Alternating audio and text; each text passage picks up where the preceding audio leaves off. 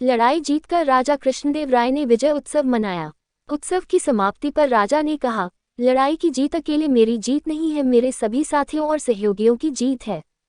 मैं चाहता हूं कि मेरे मंत्रिमंडल के सभी सदस्य इस अवसर पर पुरस्कार प्राप्त करें। आप सभी लोग अपनी अपनी पसंद का पुरस्कार लें, परंतु एक शर्त है कि सभी को अलग अलग पुरस्कार लेने होंगे। एक ही चीज दो आदमी नहीं ले सकेंगे।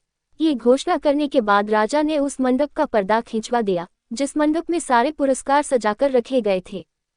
फिर क्या था, सभी लोग अच्छे से अच्छा पुरस्कार पाने के लिए पहल करने लगे। पुरस्कार सभी लोगों की गिनती के हिसाब से रखे गए थे, अतः थोड़ी देर की धक्का मुक्की और छीना झपटी के बाद सबको एक एक पुरस्कार मिल गया।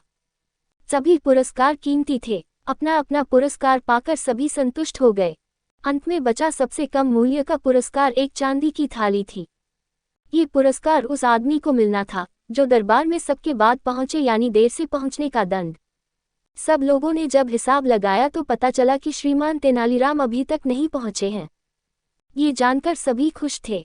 सभी ने सोचा कि इस बेतुके, बेढंगे व सस्ते पुरस्कार को पाते हुए हम सब तेनालीराम को खूब चिढ़ाएंगे, बड़ा मजा आएगा। तभी श्रीमान तेनालीराम आ गए।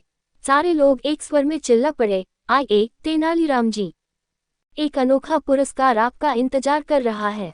तेनालीराम ने सभी दरबारियों पर दृष्टि डाली। सभी के हाथों में अपने अपने पुरस्कार थे। किसी के गले में सोने की माला थी तो किसी के हाथ में सोने का भाला, किसी के सिर पर सुनहरे काम की रेशम की पगड़ी थी तो किसी के हाथ में हीरे की अंगूठी। तेनालीराम उन सब चीजों को देखकर सारी बात समझ गया। उसने चुपचाप चांदी की थाली उठा ली। उसने चांदी की उस थाली को मस्तक से लगाया और उस पर दुपट्टा ढक दिया, ऐसे कि जैसे थाली में कुछ रखा हुआ हो। राजा कृष्णदेव राय ने थाली को दुपट्टे से ढकते हुए तेनालीराम को देख लिया। वे बोले, तेनालीराम, थाली को दुपट्टे से इस तरह क्यों ढक रहे हो? क्या करूं महाराज, अब तक तो मुझे आपके दरबार से हमेशा अशर्फियों से भरे थाल मिलते रहे हैं। ये पहला मौका है कि मुझे चांदी की थाली मिली है। मैं इस थाल को इसलिए दुपट्टे से ढक रहा हूं ताकि आपकी बात कायम रहे। सब यही समझे कि तेनालीराम को इस बार भी महाराज ने थाली भरकर अशर्फिया पुरस्कार में दी है। महाराज तेनालीराम की चतुराई भरी बातों से प्रसन्न हो गए। उन्होंने गले से अपना बहुमूल्य हार उतारा और कहा, तेनालीराम, तुम्हारी आज भी खाली नहीं रहेगी। आज उसमें सबसे बहुमूल्य पुरस्कार होगा। थाली आगे बढ़ाओ तेनालीराम। तेनालीराम ने थाली राजा कृष्णदेव राय के आगे कर दी। राजा ने उसमें अपना बहुमूल्य हार डाल दिया।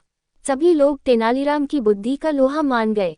थोड़ी देर पहले जो दरबारी उसका मजाक उड़ा रहे थे, वे सब भीगी बिल्ली बने एक दूसरे का मुंह देख रहे थे, क्योंकि सबसे कीमती पुरस्कार इस बार भी तेनालीराम को ही मिला था।